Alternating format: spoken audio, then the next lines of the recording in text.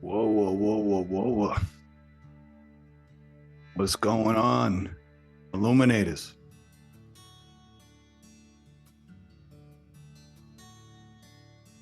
Juggernauts. Powerful and unstoppable.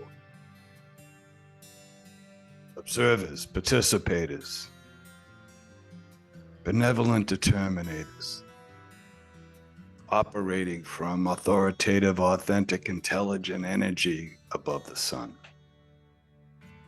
Boston C here, Boston C. Hope everybody's doing well. Say we pick back up where we left off. Science of Miracles. Dr. Sharnael Wolverton Sehon. Great lady, buy the book. Get the book. Chapter 7. Short one. The Science of Giving.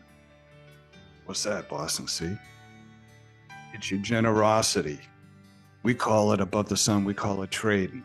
Everything's an exchange. Value for value. Love for love. Give. Give of you everything that's in you. Just love big love and love big. So there you go. All right, here we go. The Science of Giving. Okay, fasten your seatbelts for this chapter. You're really going to love it. Let's talk about the science of giving. Earlier in this book, we discussed the limbic system. The limbic system is the librarian of your whole body. It helps defragment your emotions and is actually the seat of your emotions, which is in your soul.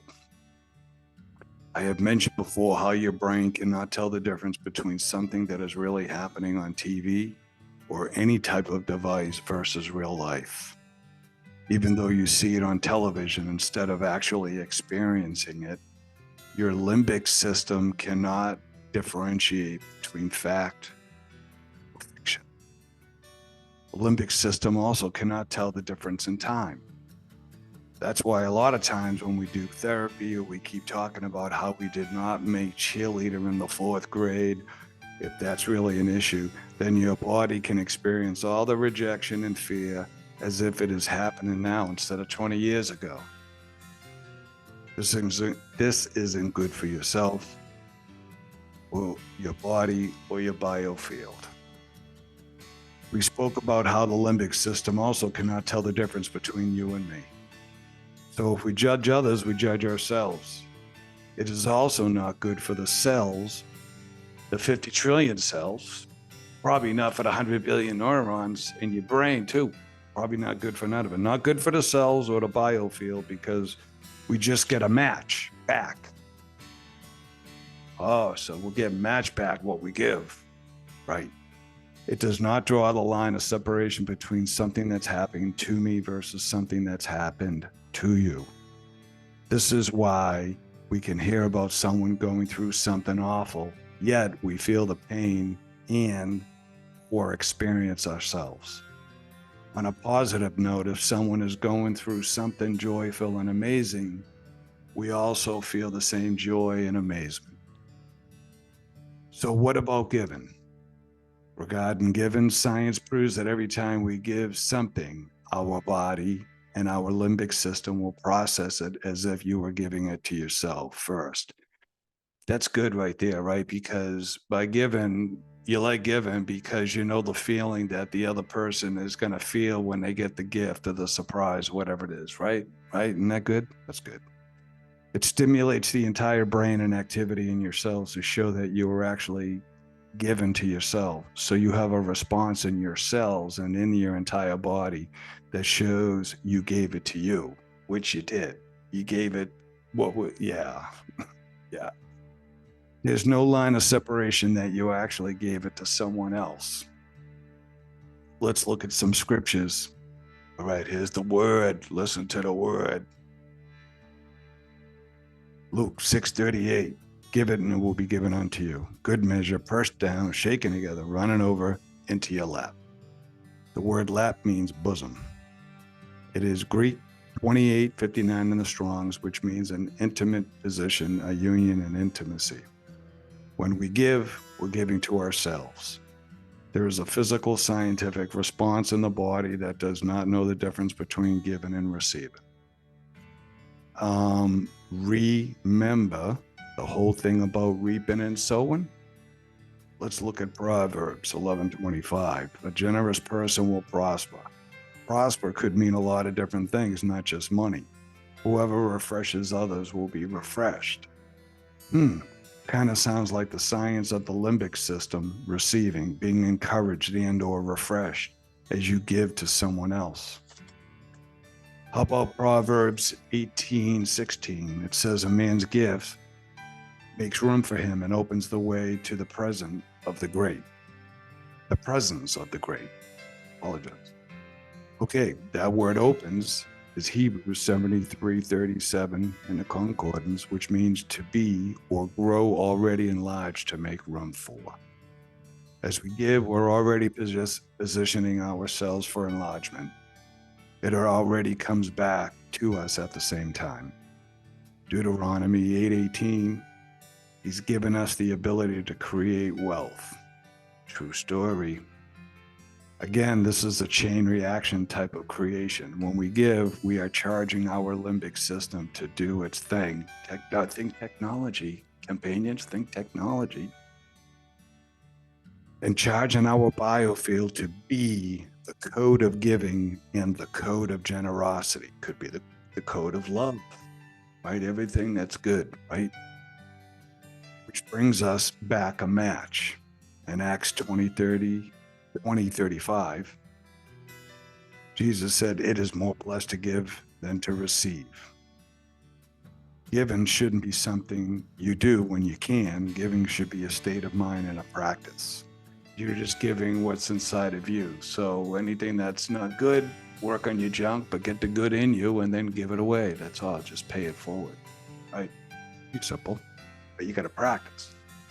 Because you really want it to be authentic, right? So you may do it and your brain's going, this is really nuts why I'm doing this, but it just feels good, it feels right. You're giving something yourself, helping, volunteering, whatever it is, right? You guys get it. So again, good giving shouldn't be something you do when you can. Giving should be a state of mind and a practice. The word blessed, you know what the word blessed means. It is Makarios, which is the Strong's Greek 3107, and it means to be in a position of favor, to be in a position of receiving, to be where big love extends his benefits. Some people call him God. It's like Mr. Hey, Mr. Big love. That's Boston C. So there you go. You do you, just Boston C, be Boston C. Extends his benefit. Jesus' words, I'm going to hold on here. To be where big love extends his benefits. Jesus' words say everything. I have shown you in your physical body, including down to the cells. Your body is showing that when you give, you're giving to yourself. I really like this. What does that mean as far as the biofield? Remember, whatever we think upon, so are we. So whether you're thinking positive whether you're thinking positive things or negative things, as a man thinks in his heart, so is he. Yes, if you are giving, whether it is good or bad, whatever you will give will be given the same measure to you. If you're giving money or gifts, our body translates this as a transition to you. Then you get a match to that. It could be instantly and or eventually, but you sow, you reap. Even when we pay bills or send money for a service, we should send to the heart of big love with love and gratitude. What about other types of giving? If you give criticism or judgment to someone, your body and biofield register this transaction as criticism to you. That's no bueno. Your brain experiences judgment or criticism in that moment. That's no bueno. And then it goes through all your cells as if you were being judged yourself. No way. Goes into your biofield. There's code and mapping in the biofield of judgment, and then guess what? You get a match. So someone will judge you back even after you judge yourself. So let's be super careful what we are thinking and doing. True story. Almost done. Everybody all right? We good? All right. When you catch yourself starting to judge, stop right there and replace the thoughts with gratitude. Thankfulness. That's a big deal. You get into the big gate, all them gates with thankfulness. Yep.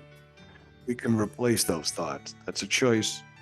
Think of it like this. You're at the top of the hill and there's a car there right on the edge. You're in front of that car. If the car is a step manual and about to roll down the hill, if you can catch it right at the top of the hill before it gets momentum, you can probably stop it with the strength of your body.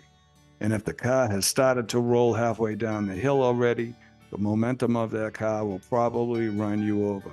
And so clear, we have to stop thoughts in their tracks at the very start as soon as we catch it. And we have to practice training. Again, we demolish arguments and every pretension or imagination that sets itself up against the knowledge of big love. And we take captive every thought and we make it obedient. 2 Corinthians 10:5. Last page, promise. Where else are you gonna be? This is good stuff right here. You're vibrating, right? On the inside, 70-80% water right now. This should be feeling good. Boston Sea feels good. How do we make it obedient? We replace it. So the instant you catch yourself first, cancel clear. When you get those negative thoughts, whatever, just Boston Sea does Control Alt Delete. I like that. Doctor does cancel clear. You come up with your own schmuggenahug.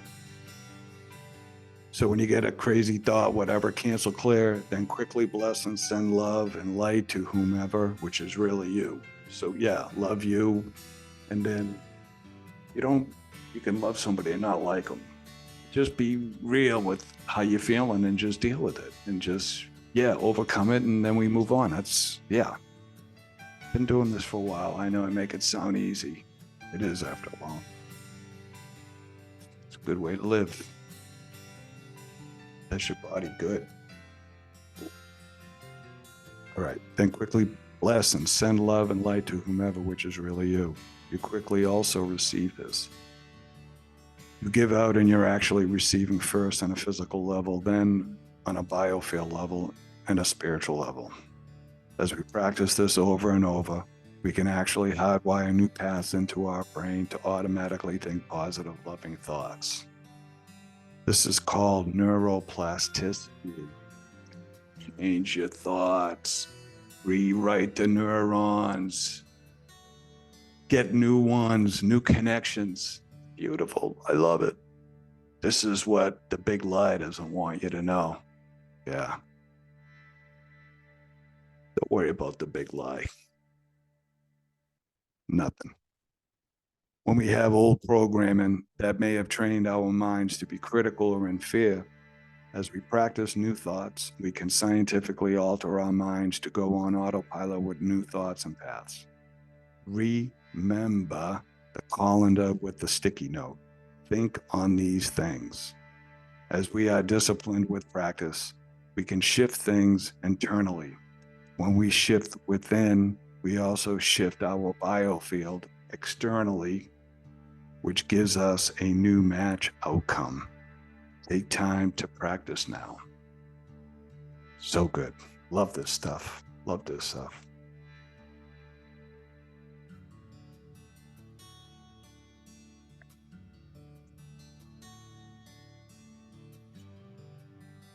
Get up above the sun.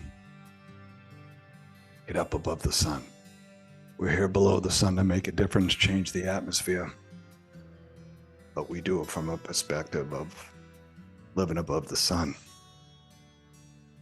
So with that said, I'm going to let you get back to your quantum entanglements and your quantum engagements, right? Keep overcoming, stay in the way, stay in the path. And until next time, Boston Sea, up and away.